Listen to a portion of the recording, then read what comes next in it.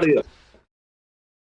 Yo sí estoy bien yo. Buenísimo, Perfecto. buenísimo. Nico, te queríamos preguntar Entonces, también, entonces, sí, estabas a mitad de la respuesta sobre la tablita y te quedaste en Martínez de Oz. Claro, bueno, ese mecanismo es un mecanismo donde la tasa de interés es alta en pesos y si el tipo de cambio está fijo o es estable, la tasa alta en pesos se convierte en tasa alta en dólares. De esta manera entran capitales, esos capitales se cambian por títulos en pesos, se engordan en tasas muy altas y eventualmente salen. Claro. Y cuando Ese es el sale mecanismo se de te lo va que se toda la conoce como mierda. financiero. Claro. Bueno, la mirada optimista, que es la que los que lo llaman carry trade, es que ese ciclo genere resultados positivos. Por ejemplo, estabilidad cambiaria, genere estímulos para que lleguen inversiones de verdad. Bueno, ese discurso está presente siempre en estos mecanismos de estabilización con esta lógica. ¿Alguna vez se Nico, cumplió empíricamente eso? Claro, a eso voy. Digo, ¿Alguna vos- vez hubo un caso en el que la bicicleta financiera terminara en gente que pone una fábrica y te dice, vamos a tener inversión genuina y que quede? ¿O siempre No que yo revienta? conozca, por lo menos no en el caso argentino, capaz en otros países sí, pero Claro. que no lo sé, Claro. en Argentina no conozco. No tenemos lo mismo en los 90, porque en los 90 no había ayuda financiera en el sentido de que Claro. no teníamos los incentivos construidos de tal manera, porque de hecho no había inflación. La bicicleta requiere que haya un poco de inflación, porque si no hay inflación, la tasa positiva se vuelve demasiado positiva real, y entonces desincentiva mucho la inversión. Mirá vos. En general tiene que haber algo de inflación para que la bici funcione, en los 90 no. Tenemos un nuevo episodio de bici muy claro en el gobierno de Macri, sobre todo a partir de mitad de 2016, a partir de que Argentina vuelve al mercado internacional de deuda. Hubo un intento de bici chiquita, con un artículo que publiqué a principios de año, le puse triciclo, porque es para chicos, digamos, no juega en el mercado internacional, se lleva muy poco lejos y es muy estable, con lo cual tiene más estabilidad y por ende te vuela menos, que es lo que intentó hacer Caputo, sobre todo en la segunda mitad del año pasado, a partir del planteo de capitales, y sobre todo en la intermediación del mercado financiero, en un contexto de todavía el cepo. Justamente la bici Claro. no puede tener cepo porque tenés que poder salir. Eso es el tema, ¿no? El cepo nunca se le pone a los amigos. O del contado con bici, un pequeño triciclo montado sobre todo sobre el planteo de capitales en la segunda mitad del año pasado. La segunda experiencia del gobierno respecto de esto es la que se da a partir del mes de abril con el levantamiento del cepo, donde ahí ya hay una apuesta concreta por una bici.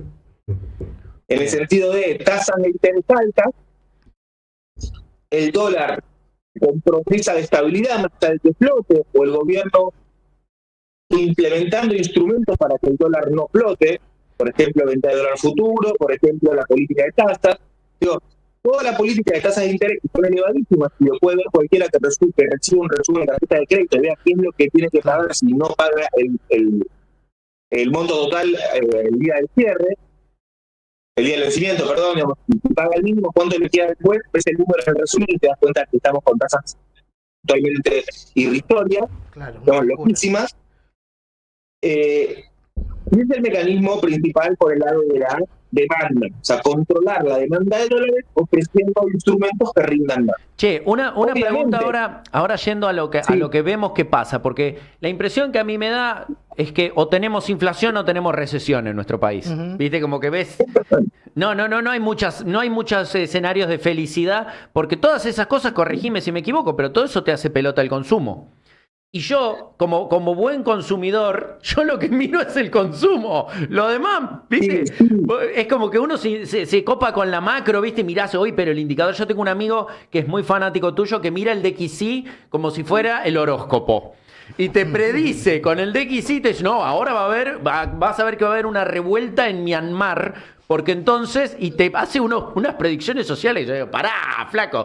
Pero yo siento que las opciones que tenemos es, o nos disociamos de la macroeconomía y nos chupa un huevo todo y solo miramos el consumo, o nos quedamos pegados a la macroeconomía y el consumo que se haga posta. ¿Hay alguna manera de llevar las cuentas bien, no tener inflación y no hacer pelota el consumo y que suba la pobreza?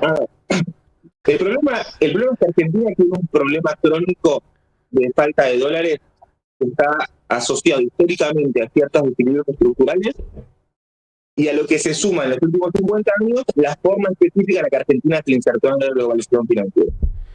Con lo cual, al desequilibrio histórico que tiene Argentina en términos de su capacidad de exportar y su necesidad de importar para no ser un país meramente productor de materias primas, porque para ser un país productor de materias primas nos sobran 40 millones de argentinos, claro. Y queremos producir algo más. Bueno, esto algo más requiere dólares, estos dólares los tienen que proveer las materias primas, a menos que haya algún tipo de cambio tecnológico que permita salir de y por el lado financiero, estos efectos se multiplican porque tenemos ciclos muy nocivos de esto que mencionaba antes, políticas económicas que incentivan la valorización financiera y que sostienen con la parte que no te voy a decir antes, que la de la oferta, que es la deuda. Claro. Digo, por el lado de la oferta de dólares, es la deuda, es garantizar. Voy al Fondo Monetario, me traigo 20 millones, después de 20 millones más, paso la gorra por otros bancos, le pido a la gente que traiga dólares del colchón. Todo el mecanismo, todo lo que está haciendo Caputo para pasar la gorra, para conseguir dólares por todos lados, pedir a la gente que saque los dólares del colchón, que los ponga a la venta para que otro pueda comprar, por poder permitir que la economía funcione con dólares también, para que la gente venda sus dólares, desesperado buscando dólares, para garantizar que hasta poder de fuego en el Banco Central para combatir corridas, porque se entiende que el sistema es práctico. Este sistema, así como está planteado, siempre, esta bicicleta, siempre termina en una lógica, en una segunda fase problemática, que es la siguiente.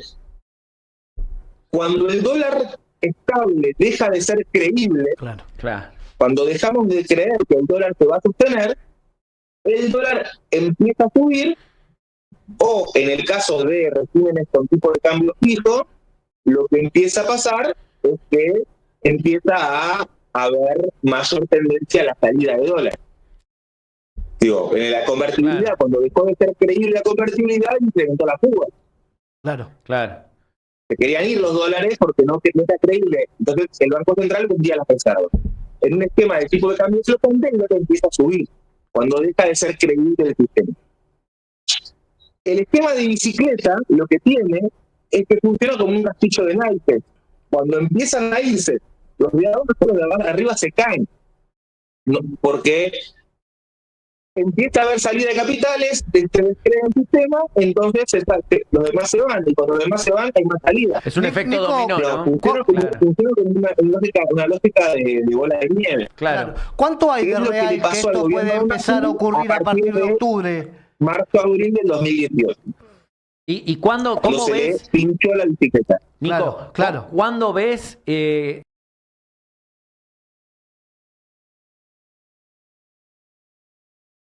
julio? Porque en julio empezó a subir el dólar llegó a subir 15% en el mes de julio, ahora bajó un poquito la semana pasada, pero subió 15%, es mucho en un mes 15%. Y la respuesta del gobierno fue una suba brutal de tasas de interés. Si uno ve la última licitación del ECAP del Tesoro, lo que ve es que no pudieron rolear toda la deuda, o sea, no pudieron renovar todos los vencimientos, tuvieron que aceptar, sobre todo fueron tomadas las deudas que vencían antes de octubre, o sea, los que les compraron los bonos, les compraron sobre todo los bonos que vencen antes de octubre, claro. No se están jugando a nadie demasiado lo que pase después de octubre, y convalidaron tasas del 65% anual, que es el triple de la inflación actual. Que es una locura. Entonces, es una tasa altísima la que están convalidando para que no haya demanda de dólares. Entonces, ya entramos en una fase diferente de la bicicleta, que esta vez duró 2 meses, de abril a junio, donde ya no es más el dólar quieto, la tasa alta y la tasa alta del dólar quieto, sino que ahora es la tasa corriendo detrás del dólar. Claro. Cuando la tasa empieza a correr detrás del dólar, o sea, el dólar, la expectativa de evaluación sube y la tasa es cada vez más alta para que esa expectativa se frene, me parece una lógica que es muy viciosa. Claro. Y está claro que estamos entrando en esta fase. Por eso cuando el gobierno dice, se quejan del dólar barato, pero después se quejan cuando sube el dólar, uno responde, es que en realidad el dólar sube justamente porque el dólar barato es un dólar que está atado con alambre y de forma muy forzosa, claro, y tiene efectos nocivos. Claro. Este dólar muy barato, este dólar a 1.150 que teníamos en el mes de marzo, es un dólar que nos volvía carísimo, es un dólar que desincentivaba las exportaciones de muchas economías regionales. La soja de la Pampa 1 la exporta igual, pero muchas producciones regionales, como entiendo que en muchas provincias del interior, no pueden exportar fácilmente con el dólar a 1.150, requiere un dólar más caro. Agreguémosle el incentivo a las importaciones y agreguémosle el efecto de la balanza turística. Claro. Los datos de INDEC de junio muestran que Argentina volvió a estar en déficit comercial. Aparte tenemos el rojo en la cuenta financiera, pero ya tenemos un déficit incluso comercial, que es la característica de estos procesos de apreciación cambiaria. Fuertísimo. Entonces, el dólar barato en Argentina tiene un efecto muy fuerte en términos de incentivo a las importaciones, de abaratamiento de productos importados y por ende de insumos, de abaratamiento de alimentos, porque Argentina exporta comida, entonces si el dólar baja, la comida, incluso la que producimos localmente, se abarata porque la referencia exportadora en pesos se vuelve más barata. Sí. Pero tiene un efecto político y social muy fuerte. Entonces, ya lo he escrito que el dólar barato es una especie de ribotril social. Ribotril social, me encantó. Nos dio un titular, ¿eh? El dólar barato es ribotril social. Ahí tenemos el titular. Nico, una preguntita. Tiene una sensación, una falsa sensación de estabilidad, una falsa sensación de riqueza. Claro. Una preguntita por el lado de un argentino de clase media que pueda cruzar la frontera, lo ofrecemos en las ciudades de frontera. La población de Misiones cruzando Brasil, la población de Mendoza cruzando Chile, la población de Entre Ríos de Uruguay, claro, y sintiéndose ricos del otro lado. Sí, una preguntita. Ponele que Milei se va. Imagínate que Milei se va en diciembre, porque es el mes en el que se tiene que ir, en el que se van siempre estos personajes. Y vos quedás de ministro de Economía. ¿Qué haces? No, bueno, a ver, no sé, lo que me parece una pregunta muy grande, porque uno se asume como ministro de Economía porque asume en el marco de determinado programa, determinado proyecto. Digo, claro. No es lo mismo ser un ministro de Economía de un gobierno que de otro. Me parece una pregunta difícil de responder. Bueno, ponele que estás con un gobierno popular. Tampoco es que a Ruel le interese mucho lo que puedo decir yo como ministro. A mí me gustaría preguntarte, Nico, digo, más allá de toda esta explicación técnica que vos estás dando, que es fantástica, le quedan 2 años y pico de gobierno a Javier Milei. Sí. Con todo esto que vos estás planteando y cómo va el rumbo de la economía y de las acciones que toma este gobierno, ¿qué puede pasar? Está claro que este gobierno tiene que terminar su mandato democrático y todo lo que corresponde. ¿Cómo se llega? Porque en definitiva, más allá de toda la explicación técnica y fantástica que nos das, la gente se está cagando de hambre. Digo, y la guita no alcanza, y los sueldos cada vez son menos, y se puede comprar cada vez menos cosas. ¿Cómo podemos bajar toda esta acción técnica a la vida cotidiana de la gente? ¿Y qué puede pasar en estos 2 años y pico que queda de gobierno? Bueno, yo pienso que este gobierno le pueden entrar balas por arriba, por adentro y por abajo. Las balas por arriba son las que más le duelen, claro, que son las balas del propio mercado, que es lo que le pasó en el mes de julio, cuando no le tomaron las licitaciones, cuando el desarme de las letras de la LEFI salió mal, con las subas del dólar, con ahora el gobierno saliendo a rogar que no haya traslado a precios del aumento del dólar que hubo en el mes de julio, y la lista de precios del mercado le están jugando en contra. Esa es la parte en la que es más probable que el gobierno encuentre balas que le entren, que es, el mercado le empieza a descreer. Y ahí el esquema que armaron es un esquema muy volátil, muy frágil, muy endeble, claro. puede estar muy fácilmente supeditado a corridas cambiarias. Nico, Una cosa democráticamente. Que pasó en 2001, para comparar, Sí. Digo, en la en el pregunta 2001 esta. Argentina tenía un sistema bancario muy frágil. El corralito justamente dio cuenta de que el problema era que hicieron un cerrojo bancario para evitar una crisis cambiaria. Claro. Y entonces el problema fue el bancario. Argentina a partir del 2001 tomó medidas para proteger al esquema bancario y se fijan, del 2002 en adelante en Argentina no quebró un solo banco. Claro. Pero, ninguno. Digo, en los 90 era cotidiano que quiebren bancos. Democráticamente Bueno, este gobierno... Perdóname, digo, la pregunta es esta, a ver cómo la ves vos. ¿Democráticamente este gobierno tiene herramientas para llegar hasta el fin de su mandato? Con estos planes económicos. Claro, con el rumbo que está teniendo, digo, ¿no? ¿Llega o revienta?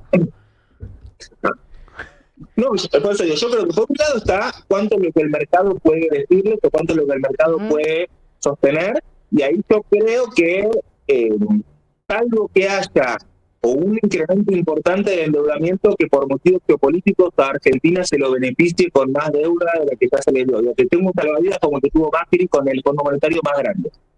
O que efectivamente haya algún boom de entrada de dólares por alguno de los sectores de recursos naturales que la maduración de vaca muerta en Neuquén, o el litio, o alguna cosa que esté fuera de lo calculado y que genere un ingreso mayor de dólares. Un golpe de suerte, digamos. Sí, como fue el blanqueo, ¿no? El primer blanqueo que juntaron mucho más de lo que esperaban. Está bien, ya están los blanqueos son balas de plata, te la gastaste, no vas a volver a blanquear. Claro, digo, se van acabando los recursos, ¿no? Sí, lo que digo es, y a menos que pase eso, efectivamente este modelo en algún momento colapsa. En algún momento te quedaste sin dólares y tenés que ir a una devaluación más brusca y eso genera efectos masivos en la economía. Con lo cual, este esquema no sostiene. Lo que se ha demostrado del gobierno de Macri en adelante es que en general los ciclos se vienen acelerando. El ciclo favorable de la valorización financiera del gobierno de Macri duró de julio del 16 a marzo del 18. Fue un año y 9 meses. Claro. Pareciera que esto va a colapsar mucho más temprano que tarde, ¿no? Cuando Macri gana las elecciones de medio término con la provincia de Buenos Aires, Esteban Burri le gana a Cristina Fernández.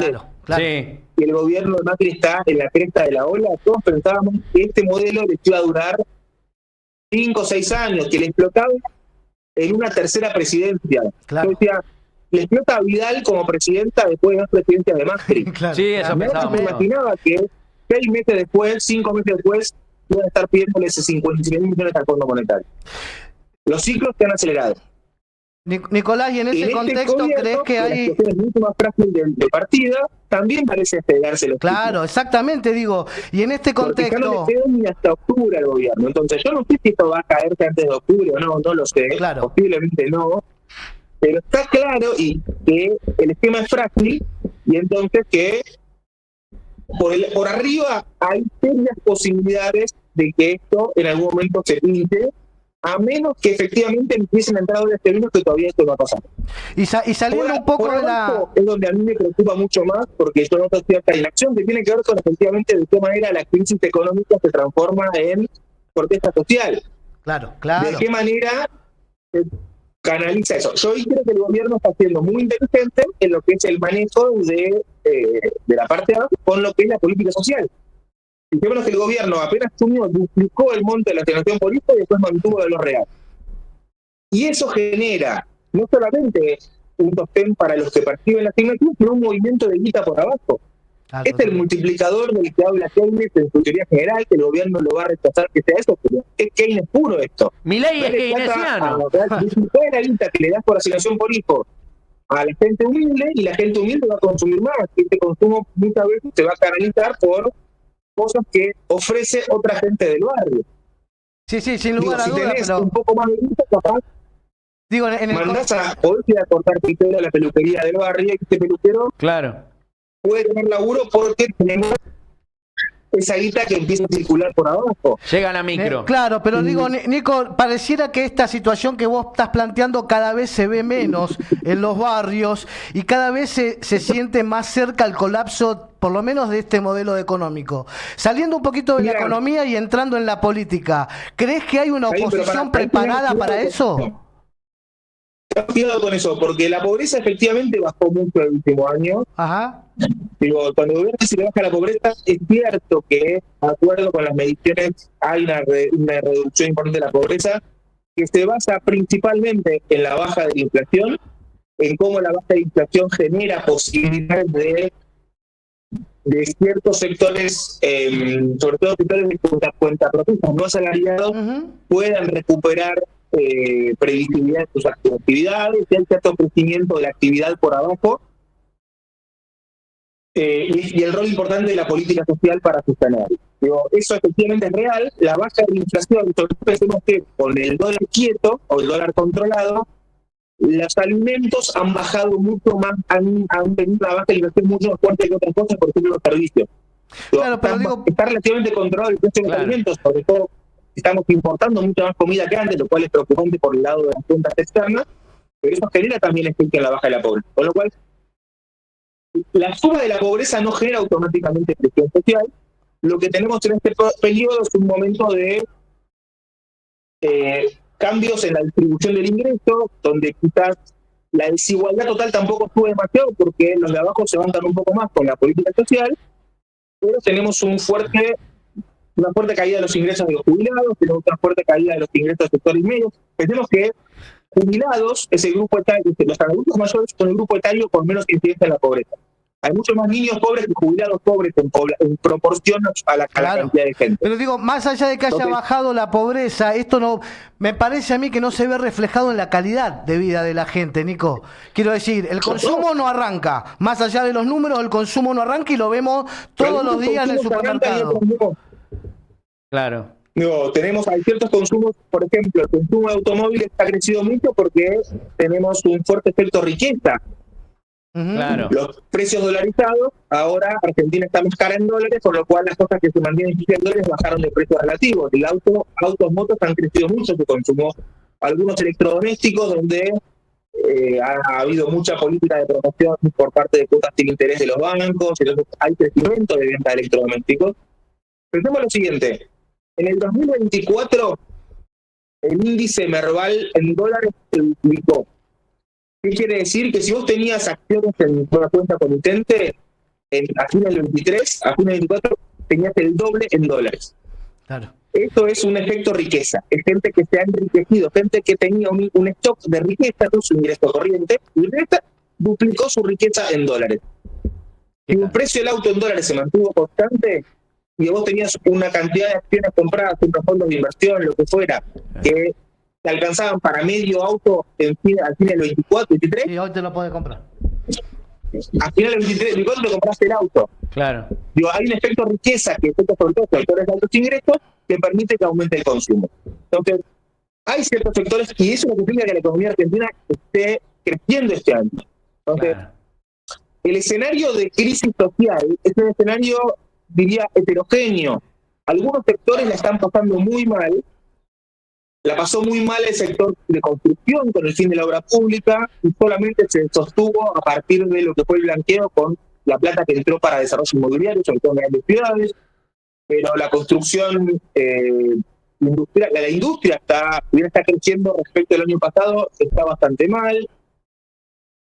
Todo lo que es los sectores intensivos en conocimiento están bastante mal, porque el gobierno ha reducido gran parte de no solo por los que trabajamos en el sector público, sino toda la intermediación público-privada está vinculada, está en franca decadencia. Tenemos muchas economías regionales que están muy mal por la presión cambiaria. Tenemos destruido el sector textil, porque justamente la apertura importadora lo está matando, más allá de lo que podamos discutir acerca de la capacidad que hay en el sector textil. Tenemos muy destruido todo el sector de producción de cultura, audiovisual, donde había apoyos del Estado y no solo apoyos del Estado, sino muchos mecanismos que están cortados para la promoción de actividades. Todas las pymes. Entonces, por esto, depende del rubro, hay unos rubros que les ha ido un poco mejor. porque han podido incorporarse a este mecanismo. De hecho, mira, a un sector que le ha ido muy mal con este gobierno ha sido al agro pampeano, incluso al agro de zona núcleo. Le ha ido muy mal en relación con lo que le ha ido en otros gobiernos. El último año de gobierno de Alberto Fernández le mal porque sequía. Claro. Pero en términos de la política económica, con este gobierno le ha ido mucho peor. Entonces, y le ha ido muy bien la intermediación financiera, le ha ido muy bien la intermediación inmobiliaria, son sectores que le han ido muy bien. Entonces, hay una desigualdad. ¿No? ¿Cómo se deja el mercado de trabajo? Y esto lo decía el informe que prestaron antes de que hablara yo, que lo poco que pude ver. Estamos en una tendencia a una caída de del trabajo asalariado, un medio aumento del desempleo, no muy alto, el desempleo no va a subir mucho, porque justamente tenemos un cambio estructural en nuestra economía. Vamos a tender a una latinoamericanización de nuestra sociedad y nuestra economía. ¿Qué quiere decir? Tener poco desempleo, mucho trabajo informal, mucho trabajo precario y sobre todo mucho trabajo de cuentapropismo de baja calificación. Claro.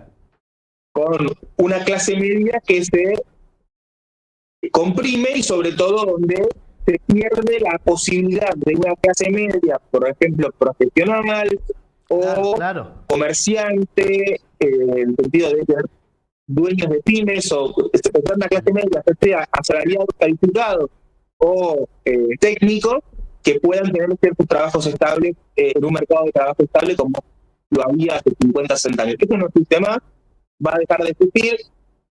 Estamos en una tendencia a una economía mucho más informal, pero donde el desempleo masivo que conocimos en los años 90 o que conocimos a principios de 2000, esto no va a volver a suceder. Hasta uno podría pensar por las malas, porque el desempleo masivo requiere que vos tengas algo que te banque. Digo, para estar desocupado, necesitas o tener alguien que te banque, algún entorno social que te pueda bancar. Este, por ejemplo, es el caso del desempleo masivo de los jóvenes en Europa. Que tienen tasas de desempleo muy altas en países ricos donde, bueno, si no tienen trabajo, por ahí pueden vivir más tiempo en la casa de padres, que ahí los banca. Gran parte de la población desempleada joven de Argentina no puede garantirse ese lujo, con lo cual este desempleo no es tan sostenible. Puede sostenerse con el ahorros previos, que es el caso, por ejemplo, del desempleo de los 90 en Argentina, gente que había tenido un empleo en el pasado y que se comió su indemnización. El desempleo de los años 90 tiene mucho de esto, de trabajadores despedidos que toman su indemnización y ahí pierde el desempleado que cobró su indemnización y estaba tanto con eso, o con la indemnización se compró un remis, o digo, hay ciertos mecanismos vinculados a ese ahorro previo que de vuelta, cuando tenemos desempleo de largo plazo o informalidad de largo plazo, es muy difícil que tenga. Y lo tercero, que es algo que en Argentina siempre faltó, es una protección estatal frente al desempleo, un seguro de desempleo que funcione bien, como funciona en Uruguay, como funciona en Europa. Donde puedas estar desocupado porque tengas un seguro de paro que te banque mientras tanto. Yo no tenés ni seguro de paro, ni ahorros previos, ni alguien que te banque, no puedes darte el lujo de estar desocupado.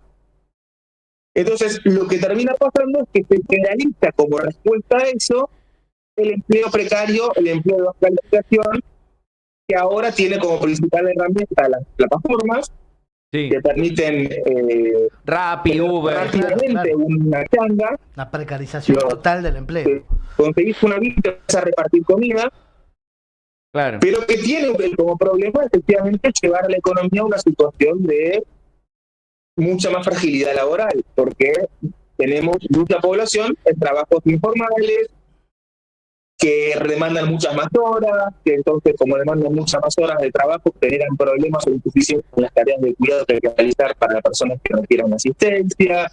Entonces hay una desintegración social por abajo que en realidad viene de largo plazo, no es solo de este gobierno, donde en todo caso las políticas de este gobierno lo que hacen es profundizarla. Nico, una pregunta sobre los proyectos de la oposición, porque estamos hablando del oficialismo todo el tiempo y yo te quería preguntar, porque uno se sienta a leer el proyecto económico de, no sé, la gente de Principios y Valores y Guillermo Moreno, la gente de Grabois de Argentina Humana, que esos son como los dos proyectos político-económicos que uno ve. Por lo menos los que se conocen. Los que hemos visto hasta ahora, porque los demás, qué sé yo, Kicillof seguramente tenga su propio modelo económico, pero no lo ha presentado. ¿Cuál ves dentro de los modelos económicos, de los proyectos económicos, de los planteos económicos de la oposición, cuál te parece que es más serio y por qué? Mira, yo creo que en general el peronismo ha estado muy atado a la pretensión de volver a una Argentina que no existe más. Que eso es algo que Cristina Fernández recién empezó a escribir cosas dándose cuenta de ese problema el año pasado. Que Grabois algunas cosas ha trabajado. La mirada de Grabois es un poco una mirada quizás muy idealista del rol de la solidaridad social como forma de construir bases y cimientos. Digamos, está muy bien eso, pero hay algunos elementos más de complejidad que obviamente tienen que ver con el conflicto económico que quizás se escapan de esta mirada. Digo, la apuesta por ciertas formas productivas ancestrales o artesanales, o cierta resignificación positiva de la economía popular está muy bien, pero por otro lado hay que buscar la forma de que esos mecanismos puedan tecnificarse o puedan mejorar su capacidad. Las revoluciones industriales existieron, Juangra. Enterate. Igual, estoy totalmente de acuerdo con la resignificación positiva de la economía popular que hace Grabois. Me parece que ese es el signo positivo de lo que yo quiero marcar. Que es lo siguiente, el discurso económico del kirchnerismo durante, la presidencia de Cristina, pongámosle, es un discurso que nunca dejó de pensar el camino deseable hacia volver a una Argentina de pleno empleo registrado. Volver a una Argentina en la que no sea necesario que el Estado transfiera ingresos a nadie, porque en todo caso el Estado, garantizando las condiciones, gastando con empleo público, con obra pública, con un montón de cosas que el Estado puede hacer bien, garantice que el mercado de trabajo funcione bien y entonces que la economía crezca sin que haya necesidad de planes sociales. Claro. El discurso de Cristina durante su gobierno siempre fue este. Claro. Incluso el de la asignación por hijo inscripta en la seguridad social nunca sale. El discurso cuando Cristina lanza la UH en octubre del 2009 dice: esto la verdadera inclusión va a ser cuando estos padres tengan trabajo registrado, no tengan que cobrar una asignación especial. Lo dice cuando lanza la asignación por hijo. Eso genera un problema político, porque por un lado tenemos un crecimiento de la desigualdad económica primaria, siquiera, o sea, la desigualdad en la generación del ingreso antes de que el Estado intervenga, crecimiento de la disparidad salarial, crecimiento de la heterogeneidad productiva. Esto es un fenómeno mundial, pero que pesa en Argentina y a lo que termina llevando es a un Estado que tiene que compensar cada vez más la diferencia de ingresos. Y ese aumento de la necesidad compensatoria, que es lo que caracteriza los gobiernos de todo el mundo en la segunda década del siglo XXI, bien, tiene como problema el que se lo presente como algo transitorio. Bien, pero entonces, ¿a vos te parece que Cristina pudo hacer el diagnóstico correcto? Y entonces, corregime si me equivoco, vos estás diciendo que deberíamos ir hacia un ingreso universal, que el Estado garantice no directamente... el ingreso universal. El ingreso universal es así como está planteado el ingreso universal, es una cosa que se plantea en Europa en la década del 80 y década del 90, que acompaña el desguace del Estado de Bienestar.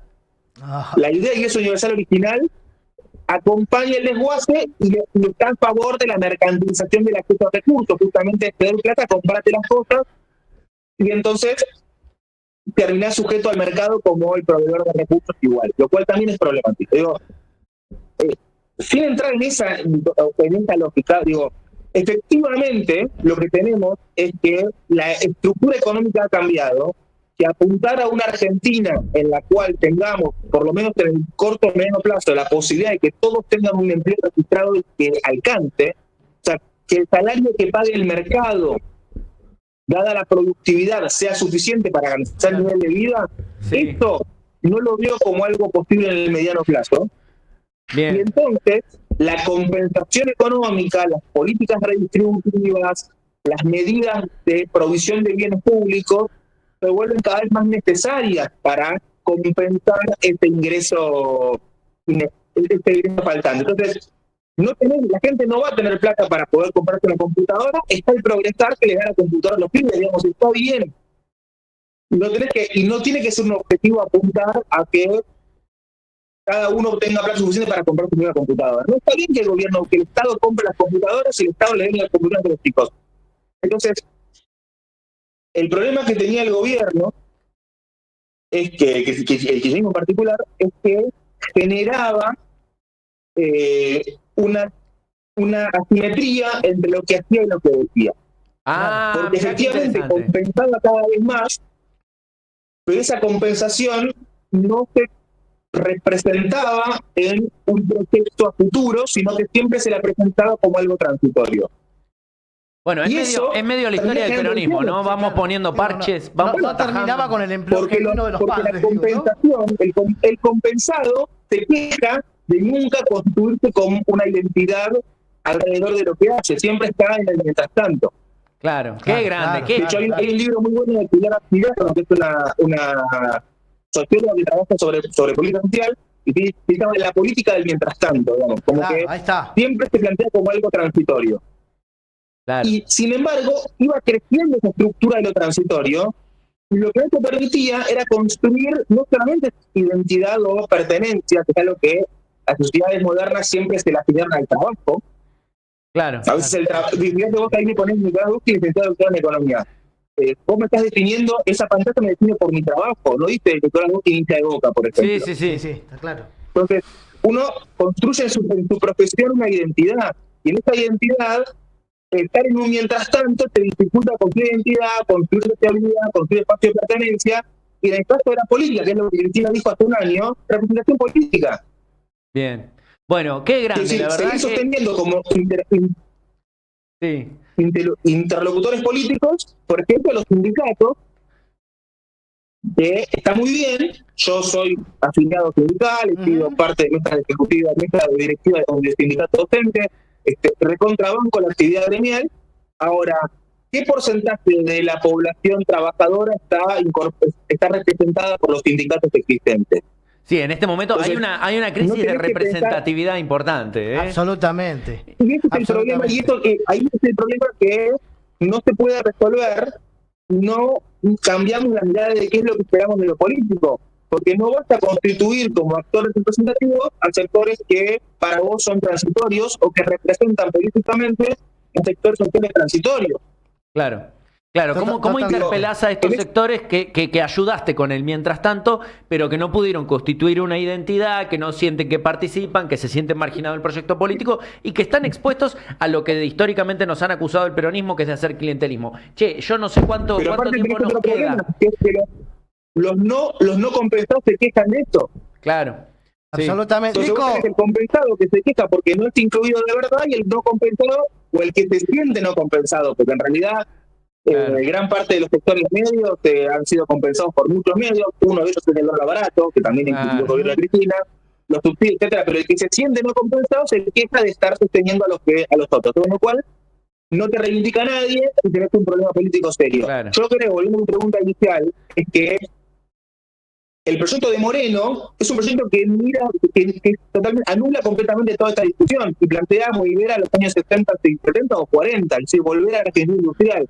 Y eso hoy en día, en la quinta revolución tecnológica industrial, cadenas globales de valor, digo, el mundo es otro. Pensar que podemos volver a hacer una Argentina industrial en el sentido que se plantea de esta manera, para mí es inviable.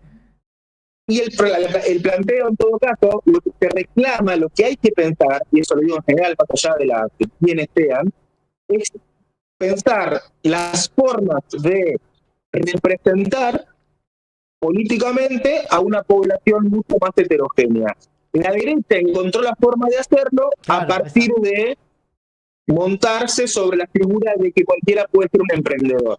Bien. Y que entonces la libertad que te da ser un emprendedor te unifica bajo una lógica, y el mercado te unifica porque ante el mercado seríamos todos iguales, todos con la misma posibilidad de ser emprendedores.